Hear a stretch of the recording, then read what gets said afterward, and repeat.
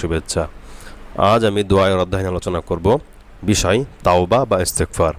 আমরা এই তাওবাটি অনেকেই জানি, আবার অনেকেই জানি না, আবার এর অর্থ অনেকে জানি, আবার অনেকে জানি না। তো আজকে তাওবা কীভাবে সহি করবেন, কীভাবে মুখস্থ করবেন এবং এর অর্থ নিয়ে আলোচনা করব। প্রথমে একটি হাদিস দেখি যে তাওবা সম্পর্কে আল্লাহ রাসূল সাল্লাল্লাহু আলাইহি ওয়াসাল্লাম কী বলেছেন। রাসূলুল্লাহ সাল্লাল্লাহু আলাইহি ওয়াসাল্লাম বলেছেন, যেই ব্যক্তি এই দোয়া পড়বে আল্লাহ তাকে ক্ষমা করে দেবেন, যদিও সে জিহাদের ময়দান থেকে পলাতক আসামি হয়। অর্থাৎ সে যদি বড় রকমের গুনাহগার হয় তবুও আল্লাহ তাকে ক্ষমা করবেন। সুবহানাল্লাহ। রাসূলুল্লাহ সাল্লাল্লাহু আলাইহি ওয়াসাল্লাম বলেছেন, যে ব্যক্তি এই দোয়া পড়বে আল্লাহ তাকে ক্ষমা করে দেবেন, যদিও সে জিহাদের ময়দান থেকে পলাতক আসামি হয়। অর্থাৎ সে যদি বড় রকমের গুনাহগার হয় তবুও আল্লাহ তাকে ক্ষমা করবেন। খুবই গুরুত্বপূর্ণ একটি হাদিস। আমরা এই হাদিস মোতাবেক আমল করব এবং এই ইস্তেগফারটি আমরা অবশ্যই বেশি বেশি করে পড়ব। প্রতিটি নামাজের পরেই আমরা ইস্তেগফারটি পড়ব।